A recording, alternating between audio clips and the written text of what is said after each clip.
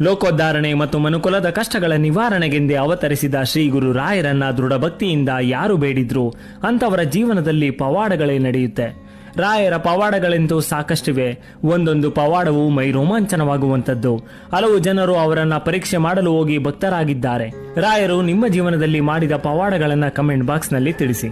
ಗುರುರಾಯರು ಪೂರ್ವಾಶ್ರಮದಲ್ಲಿ ವೆಂಕಟನಾಥನಾಗಿದ್ದಾಗಲೇ ಪವಾಡವನ್ನ ಮಾಡಿದವರು. ಒಮ್ಮೆ ವೆಂಕಟನಾಥರು ಕುಂಭಕೋಣಕ್ಕೆ ತಮ್ಮ ಮಡದಿಯೊಂದಿಗೆ ಕಾರ್ಯಕ್ರಮಕ್ಕೆಂದು ತೆರಳಿರುತ್ತಾರೆ. ಅಲ್ಲಿ ವೆಂಕಟನಾಥ ಮತ್ತು ಕುಟುಂಬದವರನ್ನ ಸರಿಯಾಗಿ ಬರುಮಾಡಿಕೊಳ್ಳದೆ ಕೆಲಸ ಮಾಡಲು ತಿಳಿಸ್ತಾರೆ. ವೆಂಕಟನಾಥರಿಗೆ ಒಂದು ಅರಿವಾಣ ಗಂಧ ತೇಯಲು ನೇಮಿಸ್ತಾರೆ.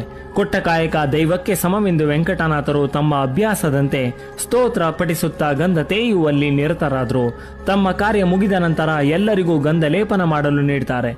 ಅದರಂತೆಯೇ ಗಂಧ ಹಚ್ಚಿದ ಎಲ್ಲರಿಗೂ ಸುಟ್ಟಂತೆ ಮಯೂರಿ ಶುರುವಾಯಿತು. ಅಲ್ಲಿ ನೆರೆದಿದ್ದ ಎಲ್ಲರಿಗೂ ನೋವಿನ ಜೊತೆ ಆಶ್ಚರ್ಯ ಮತ್ತು ವೆಂಕಟನಾಥನ ಮೇಲೆ ಆರೋಪಿಸಲು ಶುರು ಮಾಡ್ತಾರೆ. ತಾನು ಏನೂ ಮಾಡಿಲ್ಲ, ನನ್ನ ಪಾಡಿಗೆ ನಾನು ಅಗ್ನಿ ಸ್ತೋತ್ರ ಪಠಿಸುತ್ತಾ ಕೊಟ್ಟ ಕೆಲಸ ಮುಗಿಸಿದ್ದೇನೆಂದು ಹೇಳ್ತಾರೆ ವೆಂಕಟನಾಥರು. ಇದರ ಬಗ್ಗೆ ಅರಿತಿದ್ದ ಆಚಾರ್ಯರು ವೆಂಕಟನಾಥನ ಬಳಿ ಮತ್ತೊಮ್ಮೆ ವರ್ಣ ಸ್ತೋತ್ರ ಹೇಳಿ ಸ್ವಲ್ಪ ಗಂಧ ತೇಯ್ದು ಎಲ್ಲರಿಗೂ ಹಂಚುವಂತೆ ವಿನಂತಿಸ್ತಾರೆ. ಅದರಂತೆಯೇ ವೆಂಕಟನಾಥರು ವರ್ಣ ಸ್ತೋತ್ರ ಹೇಳಿ ಗಂಧ ತೇಯ್ದು ಲೇಪನಕ್ಕಾಗಿ ನೀಡ್ತಾರೆ.